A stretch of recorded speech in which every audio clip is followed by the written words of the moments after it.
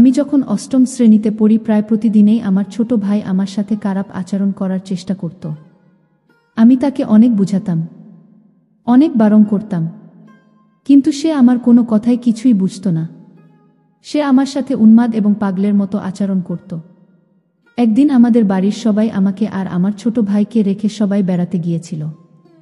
আমার স্কুলে পরীক্ষা ছিল, আমার ছোট ভাইয়েরও পরীক্ষা ছিল, যে কারণেই সে আর আমি যেতে পারি নাই। কিন্তু এই সুযোগে আমার ছোট ভাই ঘরের দরজা বন্ধ করে আমার সাথে যা করল তা শুনলে বন্ধুরা তোমাদের মাথা ঠিক থাকবে না। বন্ধুরা, গল্পটি অনেক মজাদার হতে চলেছে। আশা করি পুরো গল্পটি শুনলে অনেক মজা পাবেন। আপনাদের কাছে আমার ছোট্ট অনুরোধ, আপনারা যারা এখনও আমার চ্যানেলটি সাবস্ক্রাইব করেননি, দয়া করে চ্যানেলটি সাবস্ক্রাইব করে এবং একটা লাইক করে সাপোর্ট করবেন। আমার নাম নীলুফা আক্তার জুই। আমি যখন ছোট তখন আমার বাবা মারা যায়। আমার মা অন্য জনকে বিয়ে করে। সেই ঘরেতে আমার ছোট একটি সৎ ভাই। ছোট ভাই সব সময় আমার সাথে সব সময় খারাপ আচরণ করার চেষ্টা করত। ব্যাপারটা আমার কাছে ভালো লাগতো না, আর আমি কাউকে ভয়ে কিছু বলতেও পারতাম না। আমার ব্যাপারটা আমি আমার মাকে বলি, মা উল্টে আমাকে গালিগালাজ করে। তারপর থেকে আমি ভয়ে কাউকে কিছু বলিনি। অষ্টম শ্রেণীতে উঠার একদিন বাড়িতে কেউ ছিল না, সবাই দাওয়াত খেতে গেছে। সেই সুযোগে ছোট ভাই কোথায় থেকে এসে আমার উপর পশুর মতো ঝাঁপিয়ে পড়ল। আমার চিৎকার দিয়েও কোনো লাভ হলো না। এরপর থেকে ছোট ভাই প্রায় সময় আমার উপর ঝাঁপিয়ে পড়ত, আর মাঝে মাঝে আমার ছোট ভাই টাকা দিত। যখন আমি ক্লাস 10-এ উঠলাম তখন আমি বুঝতে পারলাম আমি কনসিভ হয়ে গিয়েছি। যখন আমি কনসিভ করি তখন আমি ব্যাপারটা বুঝতে পারিনি। আমি ব্যাপারটা আরও পরিষ্কারভাবে বুঝতে পারি ক্লাস 9-এ শারীরিক শিক্ষা বই থেকে। আমার তখন মাথা ব্যথা, বমি ভাব ছিল, কিছু খেতে পারতাম না। আর ব্যাপারটা যখন মা বুঝতে পারে তখন মা আমাকে জিজ্ঞেস করে, কি হয়েছে তোর? আমি কিছুই বলি না। অবশেষে আমি ব্যাপার বলতে বাধ্য হয়েছি। আমার মুখ থেকে মা এরকম কথা শুনে অবাক হয়ে গেল, আর আমাকে বকাবকি করতে শুরু করল। এর আগে আমি আর আমার ব্যাপারটা বলেছিলাম, কিন্তু ব্যাপারটা কোনোভাবে বিশ্বাস করে নাই। মা এই সব কথা শোনার পর মা আমার ভাইকেও এই ব্যাপারটা নিয়ে জিজ্ঞাসাবাদ করেন। সে উল্টা আমাকে অপমান করে, বলে এটা আমার না। আমি বললাম, এত বছর ধরে আমার সাথে সম্পর্ক করলেন যে আমি সবাইকে বলে দিব। সে আমাকে হুমকি দিয়েছে, বলল খবর আছে। আমিও ভয় পেয়ে যাই। এসব কথা শোনার পরও মা আমাকে অনেক মারধর করে এবং ব্যাপারটা গোপন রাখে। বাবা ভাইদের কাছ থেকে বলে, আর এটা কার বাচ্চা? কার থেকে পাপ আমার ছেলের উপর ছেড়ে দিয়েছিস? আরও অনেক কথা। পরে মা গোপনে বাচ্চাটা নষ্ট করে ফেলে। তারপর থেকে আমাকে আর স্কুলে যেতে দেয় না। আমি স্কুলে যাওয়ার কথা বলে যেতে হবে না তোর স্কুলে। তারপর মা তড়িগড়ি করে আমার বিয়ের জন্য বাবাকে বলে। বাবা তো এমনিতেই আমাকে দেখতে পারে না, তাই কোনো রকম চাইছে আমাকে বিদায় করতে, কারণ আমি তো উটকো ঝামেলা। এর মধ্যে আমার ছোট ভাই সিঙ্গাপুরে চলে যায়। আমি ওই সময় অনেকবার মরতে চেয়েছি, কিন্তু পারিনি। অনেক মানসিক হতাশায় ভুগেছিলাম। এরপরে একটি ছেলে আসে আমাদের পাশে গ্রামে। বাবা মা কোনো খোঁজ খবর না নিয়ে আমাকে বিয়ে দেয়। কি অদ্ভুত ব্যাপার! বিয়ের দিন আমার কপালে একটা নাক ফুলও জুটেনি। আমার বাবা বলেছে পাত্রপক্ষের কাছে আমি তার কোনো মেয়ে না, আমি তাদের বাসার কাজের মেয়ে। তাদের বাসায় আমি থাকি। ছোটবেলা থেকেই তারা আমাকে মেয়ের মতোই দেখে এবং এভাবেই তারা আমাকে মানুষ করেছে। আমার সৎ বাবার মুখে এই রকম কথা শুনে কষ্টে আমার বুকটা ফেটে যাওয়ার মতো অবস্থা হয়েছিল। যাই হোক, শ্বশুর বাড়িতে আসলাম। একদম ভাঙ্গা চূড়া ঘর, 2টা রুম মাত্র। ঘর দেখে মাথা ঘুরে গেল। আমার বর আমাকে বিয়ে করে এসে কোথায় গিয়েছে সেটাও আমি জানি না। শ্যামলা গায়ের। আমাকে খাটের উপরে বসানো হলো। আমার শ্বশুর শাশুড়ি কেউ নেই। আমার বর একা। তার বাবা মারা যাওয়ার সময় এই বাড়িটা তাকে দিয়ে গেছে। তার যে কজন আত্মীয় স্বজন আছে তাদের পরিচয়ও বর আমাকে দেয় না। আমি রাতে বরের অপেক্ষা করতে রাতে আমি ঘুমিয়ে গেলাম। সেই রাতে আর সে আসলো না। সে এলো সকালবেলা আবার মাতাল হয়ে। সে কোনো কিছু বলা ছাড়াই মাতাল হয়ে পাগলের মতো আমার উপর ঝাঁপিয়ে পড়ল। আমি কাঁদতে লাগলাম। কি হলো আমার কপালে? সারা জীবনেও সুখ পেলাম না। পরের দিন ঘুম থেকে বাথরুম খুঁজতে লাগলাম। ঘরে আর কেউ ছিল না, তাই তাকেই ডাকলাম। সে আমার খুব খারাপ ভাষায় গালি দিয়ে বলল, ঘুমাতে দে। আমিও আর কিছু বলিনি। ঘরের আশেপাশে একটা টিউবওয়েলও ছিল না। অন্য জনের বাড়ি থেকে পানি আনতে হয়। আমি নতুন বউ, কোথায় যাব? কিছুই চিনি না। সেদিন আমার বর দিনের 1 বাজে ঘুম থেকে উঠল। ঘুম থেকে উঠে বলল, ভাত দাও। আমি ভাত দিলাম। তারপর তাকে বললাম, আচ্ছা বাথরুম কোথায়? সে আমাকে একটি জঙ্গলের ভিতরে নিয়ে গেল। একটি খোলামেলা বাথরুম। কি বলবা? বাড়িতে থেকে অনেক দূরে একটা জঙ্গের মধ্যে জায়গায় রাত বেলাতেই আসাই যাবে না, আর বর্ষার সময় তো ভুলেও না। তারপর সে একটা বাড়ি দেখালো। ওখান থেকে পানি আনতে বলল আর মসজিদের পুকুর থেকে গোসল করতে বলল। আমাকে কেউ, আমার বাপের বাড়ি থেকে কেউ দেখতেও আসলা না। দিন যেতে লাগলো আর তার অত্যাচার বাড়তে লাগলো। অহেতুক গালাগালি দিতে লাগলো। আমাকে বিয়ের 5 দিন পর থেকেই মারতে শুরু করল। সে মদ খেয়ে মাতাল হয়ে আসত। সে সময়টা কি জঘন্য সময় ছিল বন্ধুরা, তা আপনাদের বলে বুঝাতে পারবো না। খুব লজ্জা লাগতো অন্যের বাড়ি থেকে পানি আনতে যেতে। তারপর মসজিদের পুকুরে গোসল করতে হতো। আমি 2 দিনেও গোসল করতাম না লজ্জায়। আর এভাবে খোলামেলা পরিবেশে আমার গোসল করে তো অভ্যেস নেই। আর রাতের বেলায় বাথরুমে যেতাম না। বাথরুমে না যাওয়ার জন্য একদম কম খাওয়া দাওয়া করতাম। আর তার তো কোনো খবরেই থাকতো না। সে ঠিকমতো কাজও করত না। একদিন হাটবাজার আনলেও 10 দিনেও আনত না। বিয়ের 1.5 মাস পর আমাদের বাড়ি যাই। গিয়ে মাকে জড়িয়ে ধরে কান্না করতে শুরু করি। আর মা আমাকে বলল, এত ঢং করতে হবে না, অনেক ঢং করেছ বাড়িতে। একদিন থাকার পর বাবা বলল, কি রে যাবি না? এখানে কি, শ্বশুর বাড়ি যা। তাদেরকে সব কিছু খুলে বলার পর তারা কোনো কিছু বিশ্বাস করছিল না। আরও আমাকে বিভিন্নভাবে উল্টাপাল্টা এবং গালিগালাজ করতে লাগল। তারপর আমাকে হঠাৎ বলে উঠল, বিয়ে দিয়েছি এটাই অনেক।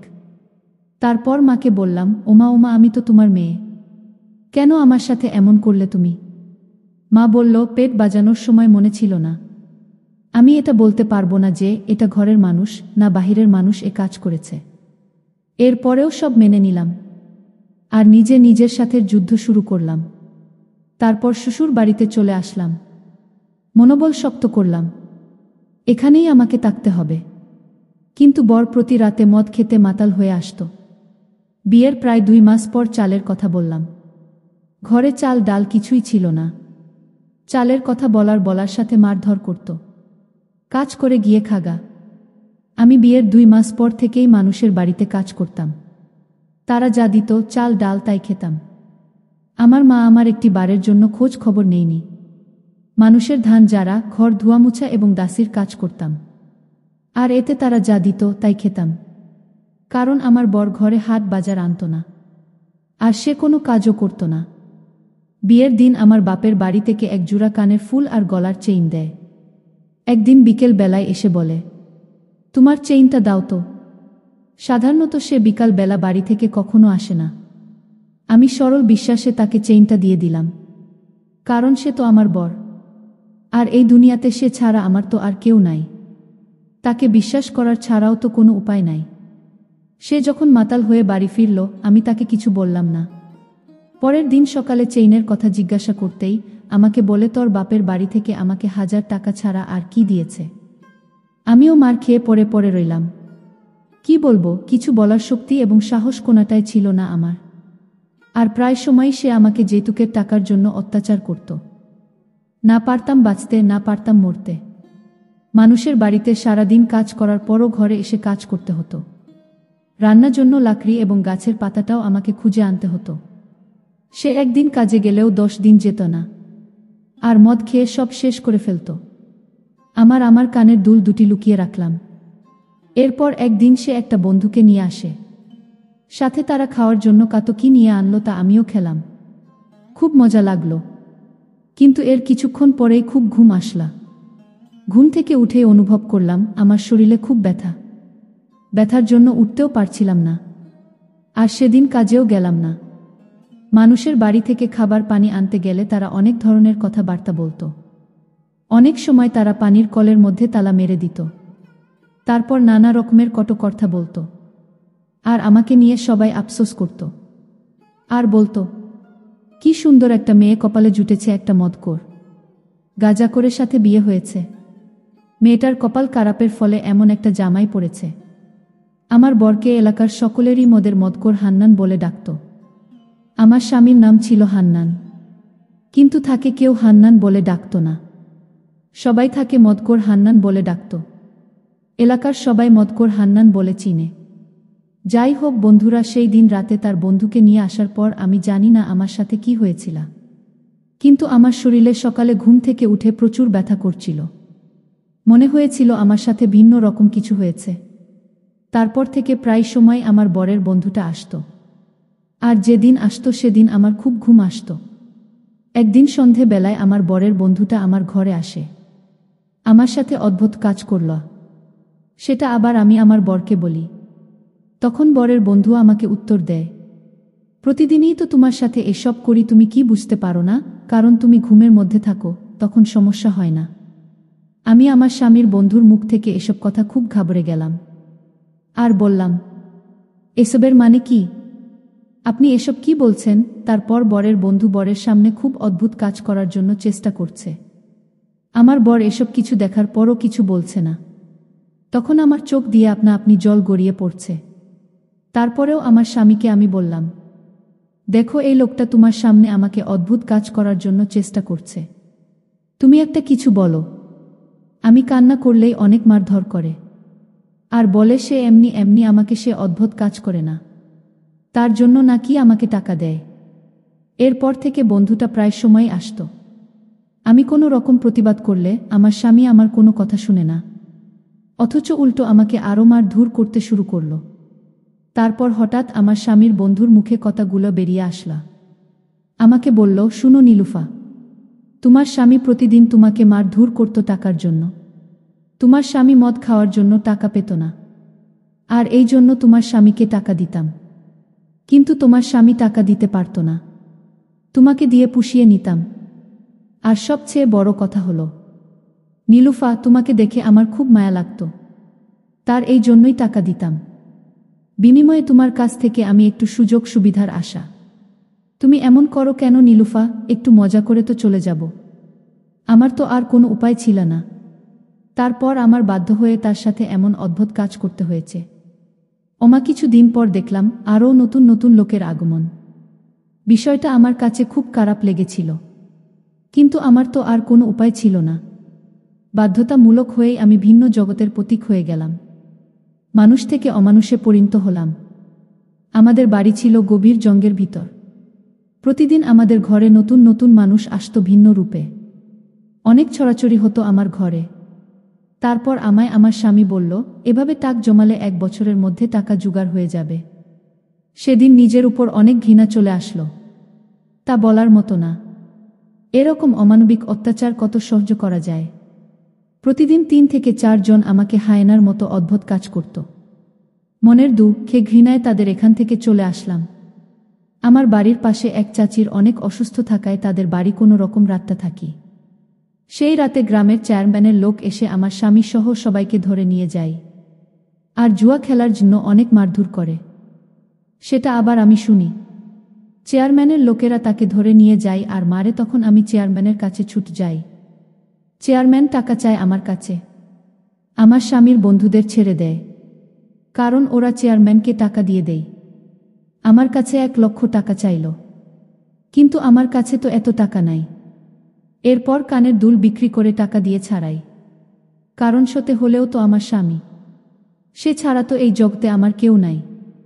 চেয়ারম্যানের লোকজনের হাতে মার খাওয়ার পর অনেক দিন অসুস্থ ছিল। ভালো হওয়ার পর চেয়ারম্যান খবর পাঠায় এবং বলে, তোর বউ আমাদের কাছে কিছু দিনের জন্য পাঠা, তোকে টাকা দিব। এরপর আমার স্বামী আমাকে চেয়ারম্যানের কাছে পাঠায়। খুব লজ্জার বিষয়, চেয়ারম্যানের কাছে 3 দিন ছিলাম। এরপর ওখান থেকে এসে বলি, তোর সাথে আর সংসার করব না। এই কথা বলে আমি রাগ করে বাপের বাড়ি চলে আসলাম। প্রায় 3 বছর পর বাপের বাড়ি যাই। যাওয়ার সময় খালি হাতে যাই। টাকা ছিল না, নাস্তা পানি কোথায় থেকে নিব? এরপর মা আমাকে দেখে দৌড়ে আসলো। কিছু বললাম না। গিয়ে দেখি ও মা আমার বড় ভাই বিয়ে করেছে, তার বউ আবার গর্ভবতী। সে আমার মাকে জিজ্ঞেস করছে, মা ও কে? তখন মা উত্তর দেয়, আমাদের ঘরে কাজ করত। মা আমাকে নিজের মেয়ে বলে পরিচয় দেয় না। এরপর মা আমাকে বলে, দুপুরে খেয়ে যাবি নাকি এখনই চলে যাবি? আমি আর কিছু বলিনি। সুর বাড়ি চলে আসি। স্বামী আমাকে খুব মারে আর বলে, মা তো তোরে জায়গা দিল না। গেলে কেন? আমার ঘর ছাড়া তোর আর কি কোথাও জায়গা হবে? আরও অনেক বাজে ধরনের গালিগালাজ করল। সেই রাতে মরতেও চেয়েছি, কিন্তু সাহস পাইনি। গ্রামের সবাই মুঠামুঠি আমাকে খারাপ বলতো। কেউ আমার সাথে মিশতে চাইতে না। আর এদিকে আমার স্বামী বাড়ি বন্ধক দিয়ে চৌধুরী বাড়ির কাছ থেকে টাকা নিয়ে এসেছিল 1,00,000 টাকা। চৌধুরীর বাড়ির লোকেরা আমাকে অনেক গালিগালাজ করে আর বলে গেল খুব তাড়াতাড়ি টাকা দিয়ে দিতাম, নইলে আমাদের বাড়ি দখলে নিবে। স্বামী আসলো। আমি জিজ্ঞাসা করলাম, চৌধুরীদের টাকা দিলেন না? স্বামী বলল, জুয়া খেলা খেলে টাকা হেরে গিয়েছি, টাকা নেই, কোথায় থেকে টাকা দিব? সমস্যা নাই, আজকে 10-12 জন আসবে, 10 করে দিলে 1,00,000-এর মতো হবে। তুই শুধু 3 দিন একটু কষ্ট করবি, তাদেরকে একটু ভালো করে খুশি করবি। বিশ্বাস করেন বন্ধুরা, সেই রাতে অদ্ভুত কাজের জন্য অমানবিক শিকার হয়েছি। আমি অসুস্থ হয়ে পড়ি। আমার অসুস্থতা দেখেও আমার স্বামী নামের অমানুষটা 3 দিন পর আরও 4 জন নিয়ে আসলো। তারা কোনো কিছুই মানল না। অনেক কেঁদেছি, চিৎকার করেছি, তার মধ্যে কেঁদেছি বলে অনেক মারও খেতে হলো। আমার স্বামী মদ খেয়ে মাতাল, সে কি বুঝবে? তারপর আর জানি না, শুধু জানি আমি নিজেকে হাসপাতালে পেলাম। হাসপাতালে এক নার্স বলল আমাকে নাকি রাত 3টা বাজে হাসপাতালে নিয়ে এসেছে। অজ্ঞান অবস্থায় আমার স্বামী আসলো, তখনও আমি কথা বলতে পারছিলাম না। সে আমাকে বলল, নাটক করছি, আমার সব টাকা শেষ করে দিচ্ছিস। আমার স্বামীর কথা শুনে আমি কেঁদে দিলাম আর বললাম, তোর বিচার আল্লাহ করবে। একদিন তুই আমার জন্য পাগলের মতো রাস্তায় রাস্তায় ঘুরবি। সন্ধ্যার দিকে অবস্থা আরও খারাপ হয়ে গেল। তারপর আমার স্বামী এবং বন্ধু মিলে আমাকে খুব তাড়াতাড়ি করে ঢাকা হাসপাতালে পাঠায়। ঢাকা হাসপাতালে ভর্তি করে। ঢাকা মেডিকেলে ভর্তি হওয়ার খবরটা আমার মা পেল। আমার মা এসে এক নজর দেখে চলে গেল। আমার অবস্থা আস্তে আস্তে উন্নতির দিকে। আর এই আমার স্বামী এবং স্বামীর বন্ধুরা ভেবেছিল আমি মারা যাব ভেবে, আর কোনোদিন আমার স্বামী এবং স্বামীর বন্ধুরা আমার সাথে দেখা করিনি। শেষ পর্যন্ত স্বামী এবং স্বামীর বন্ধুরা সবাই পালিয়েছিল। আর এইদিকে আমার মা যে একবার দেখে চলে গিয়েছিল আর কোনো খোঁজ খবর নেয়নি।